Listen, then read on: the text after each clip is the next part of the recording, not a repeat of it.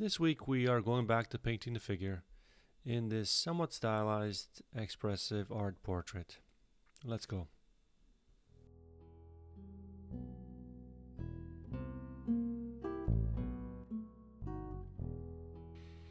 Welcome back for another video lesson. This week, as promised, we are painting another figure.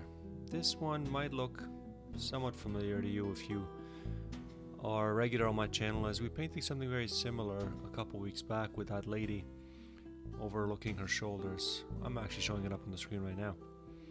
But this week we'll focus more on one of the concepts I kind of touched upon then, and that is stylizing of artwork and how I approach that, and how possibly deviating from reality can greatly impact the overall bold impact or drama of artwork. But before I forget, I just wanted to send a special thank you to a lady, Mika Lane. She sent me a super chat. I've never gotten one of those. As I said, I am relatively new on YouTube. I didn't even know what it was, but I certainly appreciate it. It's not one of the motives for me here on YouTube. My intentions, of course, are to share and form a community here of like-minded people, but certainly getting support of that kind is always welcome, so thank you. If you are new here, welcome. My name is Zorn and I've been painting professionally since 1999, so quite a number of years. On this channel I try to share some of the haves and have-nots that I've picked up throughout the years, and maybe simplify this whole painting and drawing process for you. So if that's of interest to you, do consider subscribing. So, stylizing artwork, what am I actually referring to? Well, while I'm at this stage of the painting, I've got two colors up there. Why not start with color? So, one of the ways that I approach stylizing or adding mood or drama impact is through dynamic color choices. So, for this particular painting, which you see on the bottom right completed, I've chosen that teal and golden to be my sort of like punch colors of this particular piece. So I want those two to sort of be the impact colors of the overall composition. For some reason lately I've been mesmerized with this teal color. I've been using it a lot. So these two accent colors that I have for this piece can be just one color or more than two colors. It could be 3 or 4 colors, but they are usually in harmony with one another. They go well together, and they are entirely different from local color. That, if you're familiar with some of the work that I've put out here on YouTube, you know that I like color a lot. So even for something that's deemed gray or non-colorful, I introduce a lot of color to render shape and form. But this color, this non-local color approach, is entirely different and is one of the key ways that I stylized or I add additional drama to a painting. So this, as I said, non-local color is usually used as an exaggeration or an unexpected color for this stylization process. This Fauvist inspired style of work can really add intrigue, in particular when working with skin tones and portraiture. At this initial stage, I've got my drawing down, I've got the model. I figured I'd speak to that effect slightly before we head any further, talking about color. This particular model is, or was, seated, and she was leaning up against a couch. So if you recall from the initial drawing, my intentions were to render the couch as much as her. Now obviously you see the finished work on the right, and she looks like she's leaning to one side. In fact, my wife commented that to that effect as well. After starting, subsequently of course, I chosen to remove that couch and just show indications of it, just slight indications in the finished work. But I liked how she was reading silhouetted against that sort of off gray, warm brown sort of background. In fact, I chose to accentuate the silhouette of her body with Again, that turquoise, blue, and yellow. You'll see that as we go along. But as I said, she's seated, and her right shoulder, the left shoulder on the screen here, is sort of leaning up against the couch, and that's why it's kind of skewed to one side. So this is the second point with regards to stylization. I've chosen to sort of have her sort of leaning to one side, almost looking Egon Schiele-esque, if you want. So she's kind of contorted to one side, and I liked how it flowed on the overall substrate. As indicated, the media that I'm using now, that I'm pointing to right now, is cold wax. So it's a very viscous, very thick medium that retains its fluidity, doesn't harden at room temperature like other wax medium potentially would, and allows for multiple layers. And if you've watched the previous few videos of mine, you know how versatile this medium really is. I think the real advantage of using cold wax, and why I gravitate towards it quite often, is the marks that it makes, depending on, of course, what tool you are using. You get this broken color effect achieved relatively often. So as you can see here with this underpainting, I've got the base layer of that bronze gold put down.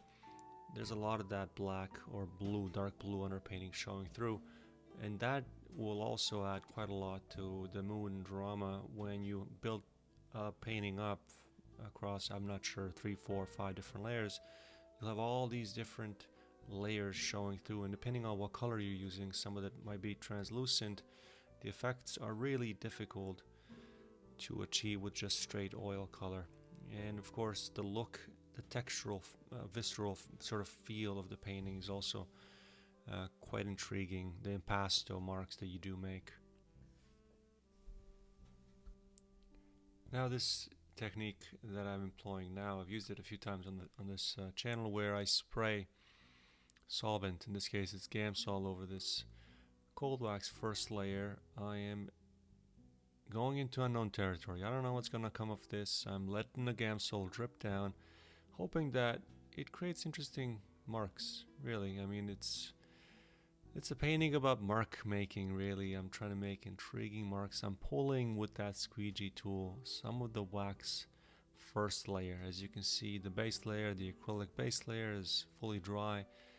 It's not pulling that, but the semi-dry or tack dry first layer with cold wax being applied 50-50 with the paint, it's removing that. So as I said, I've sprayed it on, let it drip.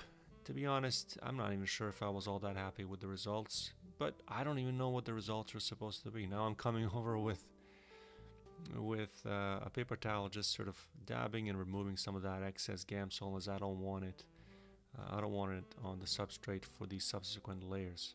When I say I don't know what the results are supposed to be, a lot of times, a lot of the marks that I make, I put them down, I step away, and I judge at that moment whether I like the mark or not like the mark. And that's the same with the design, composition, color, all aspects of painting. Everything that I put down, sometimes I start with an initial design and I deviate tremendously from it. So as I said, for this particular piece, the idea was to paint this model on a sofa with the sofa and some background, but ended up being just I just painted her silhouetted against that background, and that's just how it spoke to me during the painting process. Now, to go back to the color, as I mentioned, it's quite key with this whole stylizing process.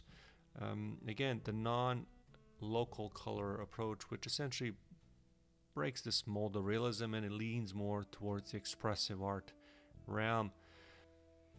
One key thing to consider if you're planning on using this way of using color that are naturally observed in the subject, so for example using blues instead of grays in the shadows, or I don't know, orange highlights instead of yellows, one key thing to remember is that you want to keep the overall composition relatively quote unquote muted or tonalist, like I've done here for this particular piece. so that when you do introduce those high chroma, high color if you want, non-local color, it will have that effect of movement, stylization, and psychological depth rather than literal representation. So you want to have everything else be sort of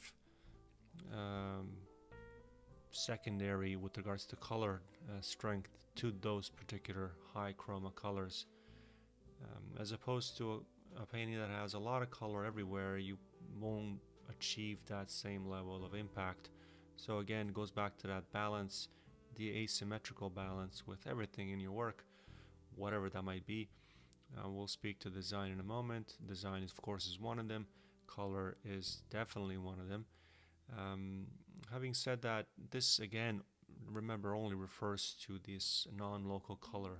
When I'm, painting flesh, and I'm trying to get it relatively representational or relatively close, as I am doing right now, to the reference photo, I am using a lot of color, but they're relatively muted. As I said, they're not. I don't want to say grayed out, but they've got complementary colors mixed in with them. Now, that doesn't mean that I don't use some of this high chroma color again sporadically, even in the flesh or in her clothes. You will see that I do, but it's also quite strategic and very selective.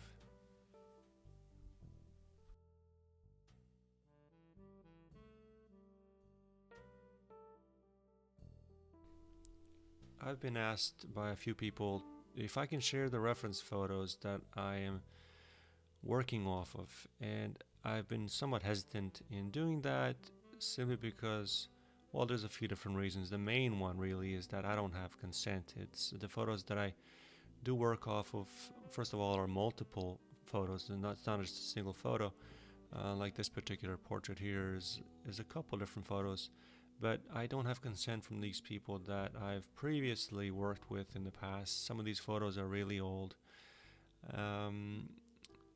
And some of the other portraits that I've done of kids especially, I don't know how I feel about sharing, even if they're my own kids, on YouTube. I mean, as I said, this is a whole new thing for me, this YouTube.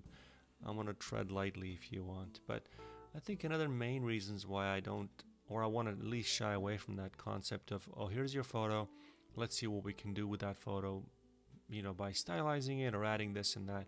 I'd like this channel to be more about intuition, expressiveness, just painting from within. I remember an exercise we did way back university where you were allowed, I don't recall the amount, I think it was literally 5 to 10 seconds looking at a subject, a model, a live model, and then having to draw from memory everything. So we're not going to go to those lengths. I plan on doing more art vlog style videos where I share the whole process and how I potentially edit down photos from real life to what you see finished work.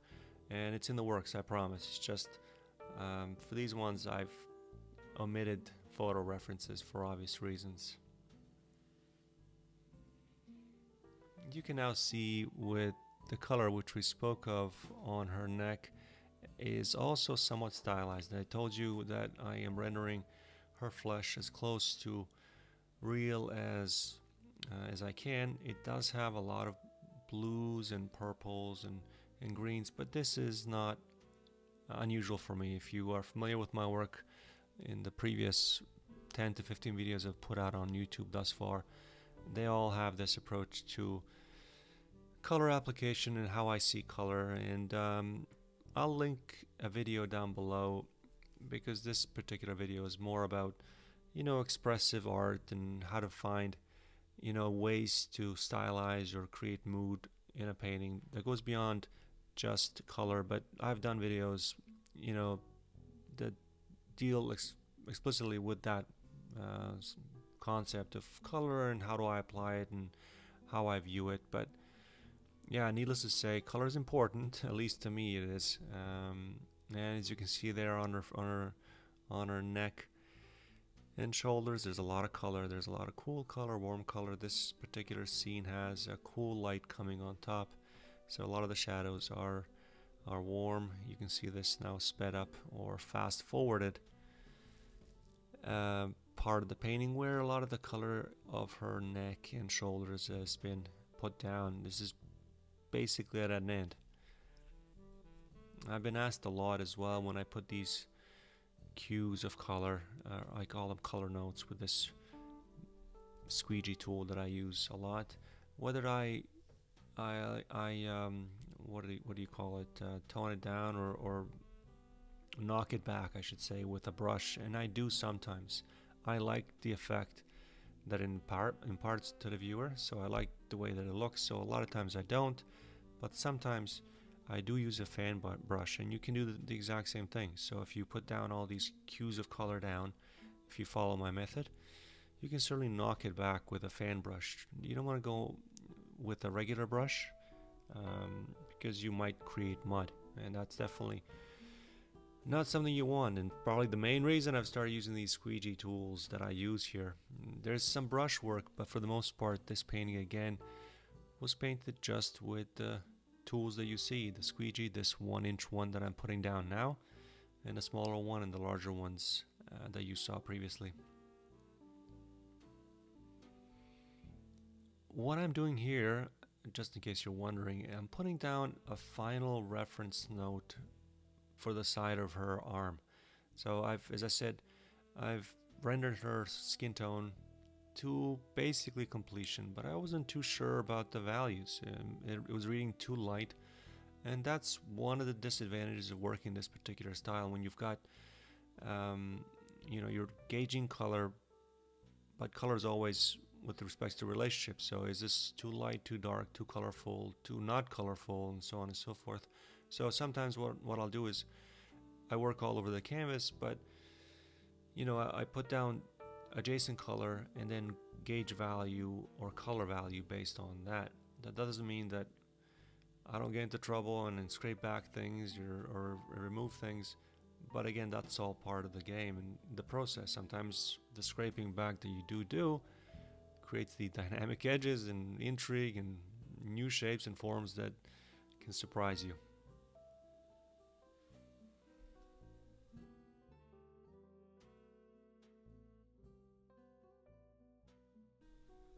The second way that I stylize a painting or increase the dramatic impact or the bold overall feel is through the drawing. And to some extent I've chosen to lump in composition because it does guide the eye. But I'll deal mostly with drawing. Before that, however, as I said, composition is to some extent important. It deals obviously with the overall impact, not so much the stylizing from the perspective of maybe cropping your subject matter or negative space, which I've covered quite extensively here already with a few videos, which essentially deal with using abstract or simplified backgrounds to emphasize the figure, for example, in this painting, or something else that's centrally focused. So there is an element of stylization with regards to that respect. However, composition also plays a vital role in this overall dynamic impact through asymmetry and balance. So it's important to, and I've mentioned this with regards to color, playing with balance through large versus small shapes, or again color placement or value contrast. So as I said, I'm not going to go too in depth with regards to composition, as that's probably a subject all its own for another video. I'd like to more touch upon drawing, and namely the distortion and simplification of the drawing. So I've already mentioned this model sitting to one side on a couch. The way that I have chosen to sort of render her, draw her in, has her sort of placed in that sort of repose, sort of slanted pose. I've chosen to go with gesture over accuracy with regards to that. So if you want to label it as that, I am more concerned about the gestural look and feel and how she's placed on the canvas, more so than, hey, I've removed the couch, now I've got to draw in that proper shoulder and her body, and basically change the overall drawing to sort of accommodate that change with regards to the painting. I've left that sort of flowy feel of her body over accuracy. So I've prioritized rhythm and movement over strict anatomical correctness, if you want. Beyond this, I think exaggeration, which I haven't really gone into here so much. So a lot of artists I've already touched upon Egon Schiele, whose work kind of indirectly influences a lot of people. Mine is not excluded. You can experiment with this. So stretching proportions or tilting angles, which can certainly add a lot of stylization points. Maybe I should have left this portrait totally incomplete with no rendering of the eyes, the nose, the lips, and so on, and make this really look stylized or Francis Bacon-like, if you want. I'm just kidding. It's just something came to me at this moment. But at the end of the day, really, I am, myself at least, if you want to categorize me, a representational artist. So I do stylize to some extent, but of course there's a balance to how much abstraction I can get away with, if you want, and how much rendering I put into a piece. You can kind of see in this side close-up view the colors that I'd spoken about earlier, the high-chroma non-local color in her hair or underneath her head, the turquoises, the blues, and now with the face relatively not completed, but a lot of the chroma, the color, and the color notes on her face have been applied. And to that note, the stylization, that is, I am not going to be knocking back or blending any of these notes. They will be as such, almost like little notes of color that are present in not only her face, the neck, of course, and you'll see in a moment in her blouse. However, I will be refining her face a bit more to completion, more rendering for the face, and you don't see it here, her hand as well. I wanted to give those two a bit more attention. At this stage of the painting, I'm pretty committed to this silhouetted sort of figurative work against a relatively toned background, simplified toned background, where you have this central figure that's prominent and powerful, and everything else really playing off of that. So you see me now apply this second, in some sections third coat or second coat, that is, I guess, a value or two still darker than the final top coat that will be applied. And every subsequent layer, you will notice with every one of these strokes that I make, the underneath layers showing through. Again, this is something that I do purposefully. You can certainly control that depending on the tool that you use, whether that's that squeegee brush or a larger squeegee tool or even a knife. You can certainly cover the whole underneath layer with it. But as you can see, the way that I'm holding that tool, I'm dragging it across. I want those layers to show to increase, I guess, intrigue, stylize the background if you want. And again, as I mentioned earlier, I don't know what level of completion I want for that background. This is going entirely off of intuition and not photo reference. So I have an idea of value, how dark I want it, but how busy is it going to be? I have no clue. Certainly not at this stage. See, I'm actually framing that little box there beside her head.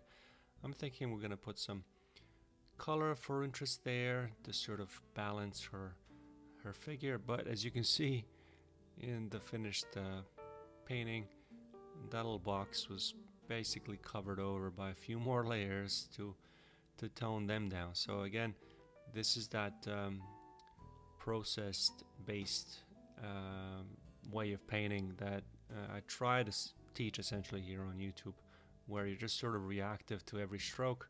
You have a general idea as to the direction you want to go. Like, for example, this, what I'm doing now with this brayer, I'm removing certain sections of cold wax that I've covered. You didn't see it here, but I made a few drips with Gamsol again to assist with regards to pulling that layer. And now I'm using the brayer, which you may traditionally think of as a tool that you add. It's a printmaking tool that you can certainly add paint with, and really the marks that you do make with them are really unique. I recommend it highly. But you can also remove paint with the brayer or even the squeegee tool. As you can see here, I've added obviously, as I said, Gamsol to drip in certain sections, and I'm pulling back some of those underneath layers. I'm trying to see what looks interesting to me. At this point I'm actually standing and stepping back from the substrate often to see just again the overall design, whether I like it or not. In this case I'm removing paint, but it's the same process for when I'm adding paint.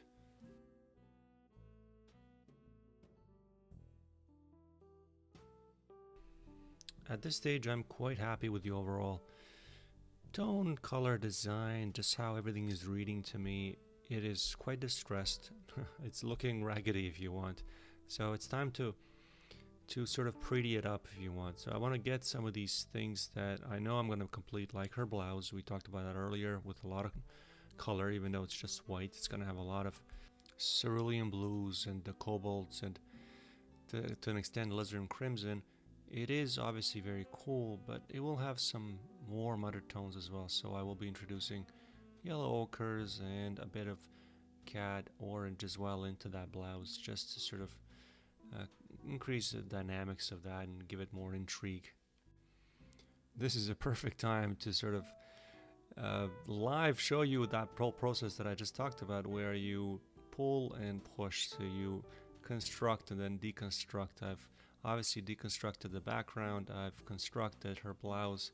Now I'm coming in to see if I can, I don't know, increase that background's intrigue even further by simply just rolling a brayer over a paper towel, which removes obviously the cold wax and oil top coat, but it also gives it these marks, or imparts these marks onto the surface. I liked it so much that I kept doing it there on the left and to an extent on the right. And realistically, a lot of these intuitive marks or interesting marks won't make it all the way to the end. Maybe only part of them will. But hopefully through this process of adding and subtracting these layers, you can build something that's both dynamic, bold, and quite stylized, which I'm now trying to do with this dress of hers, which again I'm not sure what I want to do with. I was going to leave it as just underpainting blue, but now I'm coming in with a single dark color to see how that plays for me. That will change towards the end. I'll get to that later on. I've included this side view as we get close to completing this painting, just for all you new viewers to my channel, as it showcases some of the marks that I make with the various tools that I use. So you got a palette knife, which of course everyone is likely familiar with. You can use it to apply broad swaths of color, and depending on how you're obviously holding the brush, not brush, pardon me, a knife.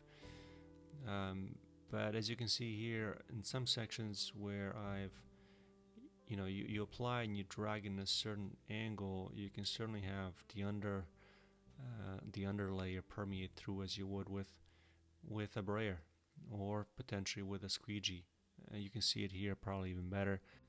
I'm holding that knife parallel to the surface and I'm just sort of dragging across, making these dynamic organic shapes for the top coat color, which is slightly cooler than the third coat that I applied underneath it. Again, creating this dynamics, these intrigues of color and shapes.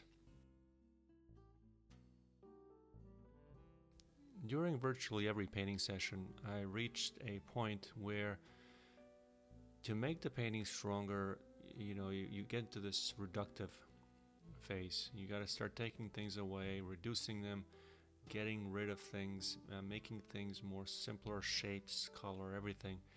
And certainly for expressive works such that are highly stylized, it's virtually inevitable that you yourself will get to that stage where, to make the thing overall communicate better, you start removing things or getting rid of things. So as you can see here, this box on the right of her face was initially supposed to be darker.